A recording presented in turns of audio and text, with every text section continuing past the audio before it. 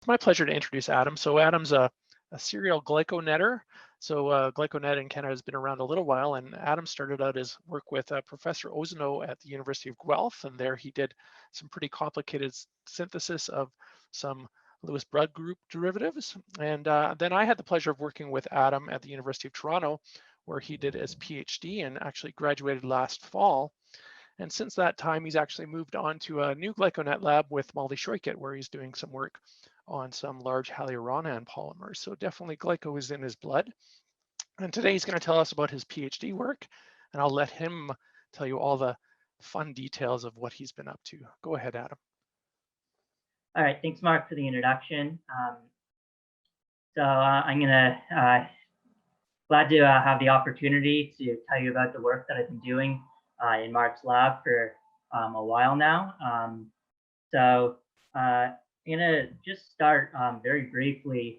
I like to think that in this glyco-friendly audience, I don't spend too much time explaining what a biofilm is, but you never know who's listening. So briefly, free-floating planktonic bacteria, they're very susceptible to their environment, things like the host immune system and antibiotics.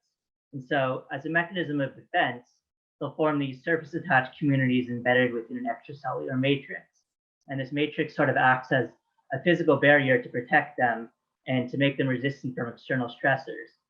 And so this extracellular matrix, it contains several components, and those include exopolysaccharides, proteins, and extracellular DNA.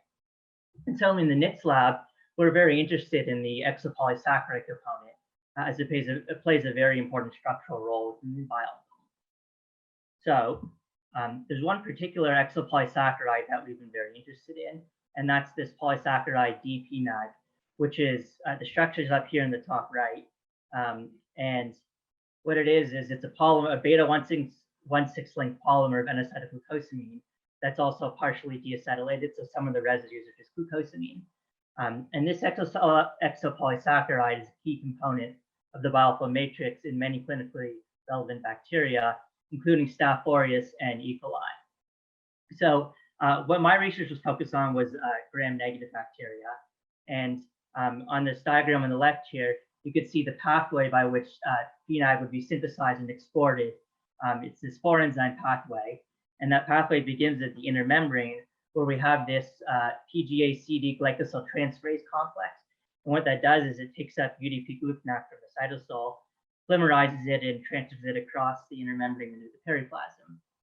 And then once it's in the periplasm, PGAB is partially deacetylated by this enzyme here, PgaB. And then after it's deacetylated, it's exported out of the cell by PGA, which is an outer membrane porin. And so what's interesting about this PGAB enzyme is that the percent of deacetylation can be, it depends on which species we're talking about, but it can be as low as 3 to 5%. But still, that really small modification changes the physiochemical properties of the polysaccharide. It adds sort of a partial positive charge, for example.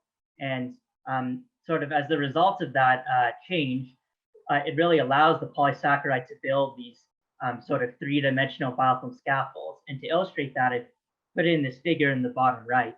So on the left, you can see sort of a wild type strain. You can see these sort of 3-dimensional biofilm scaffolds that are formed. However, if you do a genetic knockout of PGAB, what you'll see is it's sort of gone. You get this non-biofilm forming phenotype. And that illustrates the importance of deacetylation in the formation of these dPNAG-based biofilms. And so as a result of that, we're very interested in characterizing the PGAB enzyme to evaluate its potential as a therapeutic target.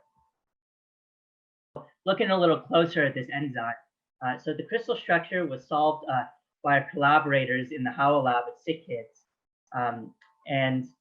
It has 2 domains, which have been illustrated here in light gray and dark gray. And so the domain on the left, the N-terminal domain, is a carbohydrate esterase, as you would expect, because we know that this enzyme has deacetylase activity and is responsible for PGAB deacetylation. But what's perhaps more interesting is this domain on the right. The section over here, sort of labeled in yellow, it has some resemblance to glycoside hydrolases. The homology isn't exactly particularly strong, but it looks like it could be a hydrolase. And so this sort of leads to a few questions about the enzyme. The first is, can we actually demonstrate that this domain actually has hydrolysis activity? And then if it does, how do these two domains sort of work together in order to actually process the polysaccharide? And then one other question is that if it is actually a hydrolase, when you think about what a hydrolase actually does, it cuts bigger sugars into smaller pieces. So why would these bacteria want to possess an enzyme that's actually capable of breaking down the very polysaccharide that it actually needs to make a biofilm? So with these questions in mind, we felt that the potential hydrolase activity of this domain, it required further characterization to actually understand what role it plays in the process of biofilm formation. So we had all these questions to answer, but we kind of needed a starting point, some sort of direction for substrate design. And it turns out that direction came from our collaborators in the Shepherd Lab. I want to specifically mention Francois Lemaire, a postdoc there. And he sort of designed this experiment whereby what he did was he took UDP glucnaf and he treated it with the PgaC glycosyltransferase complex. And what that did was it sort of formed this PNAG type pellets. And what he did from there was then he treated this pellet with PgaB. And what that did was the pellet sort of dissolved into solution. And then they did sort of an MSMS analysis on the solution. And looking at that analysis, what they found was that there was sort of this common motif of deacetylation, whereby the -3 position relative to the reducing end kept sort of showing up as deacetylated in various different oligosaccharides. And so this was sort of an important breakthrough, a key experiment that led to sort of a hypothesis for how PgaB actually processed PNAG. And so looking back at the crystal structure, a substrate binding model was proposed whereby the hydrolase domain would have specific recognition for a deacetylated glucosamine at this -3 position relative to the proposed active site. And so looking at the crystal structure, this could potentially be based on two factors. The first factor is in this area, there are 3 negatively charged residues which could potentially interact with the positively charged amine. And then the other reason is that the groove at this -3 position is a little more shallow than the other positions. And so a less sterically hindered residue like glucosamine as opposed to N-acetylglucosamine would be a better fit in this position. And so sort of looking at this proposed model, our hope was that if we were able to actually synthesize some oligosaccharide substrates with defined patterns of deacetylation, then we could potentially investigate the activity and the substrate specificity of the PgaB hydrolase domain. And so that's sort of where my project came in. What we decided to do was we designed some potential substrates, and these substrates were essentially PNAG oligosaccharides with one site of deacetylation. So I've labeled that site of deacetylation in blue, so you can see this pentasaccharide, it's in the middle, and then this heptasaccharide, it's a little bit closer to the non-reducing end. And our hypothesis was that these substrates would bind to the enzyme with the deacetylated residue in the -3 position, which I've sort of illustrated by the potential subsites up here at the top. And if that were true, then this heptasaccharide number 2 would hydrolyze into a pentasaccharide and a disaccharide with the hydrolysis occurring at this position over here. Whereas the pentasaccharide, we would sort of hypothesize the hydrolysis would occur over here right by the A glycone. So synthesizing these substrates would really open the door to a variety of new experiments that were not previously possible to characterize in the enzyme. So some of the ones we had sort of hoped to undergo at the beginning of this project, we wanted to develop some sort of a quantitative assay in order to actually monitor the hydrolase activity. And we wanted to determine the requirements for substrate recognition on the enzyme. And we were also really hoping to determine the mechanism of hydrolysis, whether or not it was an inverting or retaining mechanism. And it would have been really nice as well if we could have gotten a co-crystal structure within the enzyme. So these are the experiments we had hoped to accomplish. And today I'm going to focus on 2 of them that I spent the most time on, and I think have some really interesting results on assay development and requirements for substrate recognition. So I'll briefly discuss the synthesis of these substrates. It would take a while to actually go through the entire synthesis, but this slide is a nice overview, I think. So the main consideration with this synthesis is that we wanted one of the residues to be deacetylated. What we needed was we needed 2 building blocks with orthogonal amine protecting groups in order to achieve this mixture of acetylated and deacetylated residues.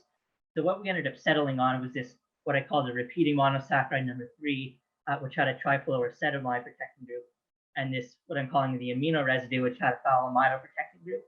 And essentially it followed this sort of conversion type synthesis, whereby that repeating monosaccharide was linked into sort of these repeating disaccharide units. And then those were linked together along with the amino residue to make these sort of protected PGAB type oligosaccharide structures. And so I was able to make 2 oligosaccharides, the pentasaccharide and heptasaccharide, over a series of glycosylations. But what I think the most interesting part of the synthesis was the selectivity protection, which I'll go over now because it required a lot of fine tuning in order to actually figure out how to get one side of deacetylation with the protecting groups that we had chosen. So starting from this protected pentasaccharide 6, what we did was we treated it with aqueous sodium hydroxide. And what that did was it hydrolyzed the esters and the trifluoroacetamides, but it wasn't strong enough to take off the phthaloamido group. And then following that reaction, we sort of reacetylated the whole sugar, and it gave us sort of this peracetylated intermediate. And what that did was it gave us N-acetates at all of the sort of surrounding positions, but we remained with the phthaloamido group here in the middle. So that was a good first step to getting to our final product. At this point in the synthesis, I opted to add an azide onto the reducing end of the sugar. And this is going to become important in the assay development as it sort of gave us a nice handle for some bioorthogonal quick reactions. And then sort of the final step in the selectivity protection, what we did was first treated this intermediate with a xanthine deacetylation to get rid of all the O-acetates, and then treated it with ethylene diamine, which was specific for the phthaloamido protecting group. So it was able to remove that phthaloamido without touching any of the N-acetates. And sort of that final reaction gave us this final deprotected dPNAG oligosaccharide with sort of this exact pattern of deacetylation that we were looking for. So that was some, I think, some good chemistry that we were able to develop in order to actually achieve these selective deacetylation patterns with these synthetic oligosaccharides. So once I had them in hand, I decided I was going to try to sort of develop this TLC assay in order to monitor the hydrolase activity of PgaB.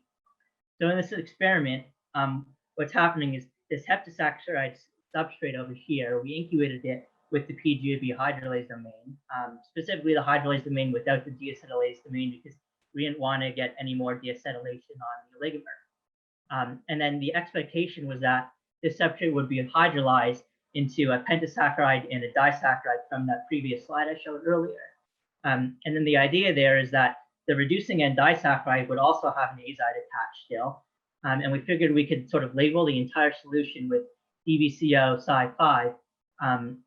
And then that would sort of allow us to visualize any products that still had an azide attached. So that would ideally be the starting material, heptasaccharide, and the disaccharide product. And so what this actually looked like on TLC, so we took different time points of the chemoenzymatic reaction, as you can see here on the x-axis.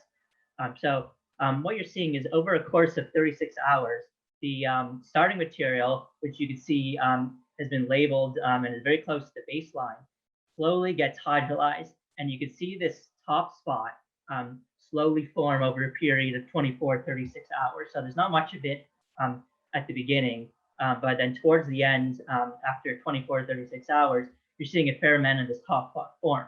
So our best hypothesis was that this was a disaccharide with an azide on the end of it. So we actually went and synthesized the control of that exact disaccharide and then labeled it with Sci5, put it on the TLC plate as a control, and sure enough, it had the exact same RF value, looked like the exact same product. So that was sort of a nice proof of concept experiment. And isn't definitive proof, but I think gave us a pretty good idea of what was going on initially. Because we actually had this on sort of a fluorescent TLC plate, we decided to do some fluorescence imaging and to quantify the amount of fluorescence by doing fluorescence integration and comparing the relative fluorescence of this top spot to the bottom spot. And that sort of allowed us to map on a plot the percent substrate turnover over this time period. And you know what, it's not particularly active. We really only saw about 35% turnover over a 36-hour period. So it's a really slow reaction. Didn't get a ton of turnover, and we actually needed a ton of enzyme, 200 micromolar even to get this turnover. So that was sort of an indication that this reaction was really slow and that the enzyme is not particularly catalytically active, which we found to be quite a bit interesting and not exactly ideal for studying it. But after we showed that, we decided to move on to the pentasaccharide, and that's where we started to notice some more interesting results. So if you look at the pentasaccharide in the position of the free amine, you might remember that initially I hypothesized we'd see hydrolysis sort of at this reducing end beyond the -1 position. But when we actually incubated into a PgaB and then ran the TLC plate, so in this middle is this heptasaccharide. So you can see the unreacted heptasaccharide in this middle spot. And just for reference, the heptasaccharide over here is on the left, pentasaccharide in the middle. And then when we incubated it with PgaB, what we noticed was that the two sort of new products we saw forming had an RF value in between that of the pentasaccharide and the disaccharide. So we didn't actually think hydrolysis was occurring over here at the reducing end. If that was true, we would probably see a massive spot at the top of the TLC plate with the solvent front. But instead, we sort of postulated that what we were actually forming was a tetrasaccharide and a trisaccharide based on these RF values. And since they had to have azides attached to it in order to be visualized, our hypothesis was what was actually going on is we were seeing hydrolysis at the non-reducing end, either 1 or 2 N-acetylglucosamines being cleaved off. And so to actually prove if this was happening, what we decided to do was we turned to some mass spec analysis. And so when we actually did mass spec, we were able to identify these products. So you could see on this chart on the left side, you could see this is the starting material, but we also found the products with the correct mass values of both the tetrasaccharide and the trisaccharide with N-acetylglucosamines cleaved off the non-reducing end. And so we thought if this was happening in the pentasaccharide, wouldn't it also be occurring in the heptasaccharide? So we did some mass spec analysis, and sure enough, that's exactly what we saw occurring. Was we saw that the heptasaccharide could also have 1 or 2 N-acetylglucosamines being cleaved off the non-reducing end. And then in addition to that, we also saw being cleaved in sort of the 5 and the 2, the pentasaccharide and the disaccharide that we showed before on the TLC plate. So these were sort of 2 different sort of locations of glycosylation that could be occurring. And then actually, once we had that pentasaccharide, we also saw that being cleaved into a tetra and a trisaccharide, again with the N-acetylglucosamines being cleaved off the non-reducing end. So these were sort of some really interesting results, we thought, and we decided to just quickly take a look back at the crystal structure to look back at the substrate binding model. And so the initial hypothesis that the enzyme had sort of substrate recognition at this for a deacetylated residue at the -2 position, that was correct based on the results. But what we also sort of discovered is that either at this +1 or +2 position, either one of those positions could also have recognition for a deacetylated residue. And that would allow the sugar to sort of hang over the active site with gluconex in either the -1 or the -2 position and be cleaved there as well. So these were some really interesting results, we thought. And that's the extent of the results I'll discuss today, because it would take a fair amount of time more to discuss some of my other results. But yeah, I would like to thank everyone that was involved in this project. So I want to thank Mark for all the work he did with me and all of his support over the years, and all the Nitz group members that helped me out with this project. I saw a bunch of you that are here today, so thanks for coming out. This is a nice group picture from happier times. And I also want to thank our collaborators in the Howell lab at SickKids and in the Shepherd lab in McGill, who were very helpful throughout this project and all of the sources of funding. And with that, I think I'll open the floor to some questions. So thank you for listening.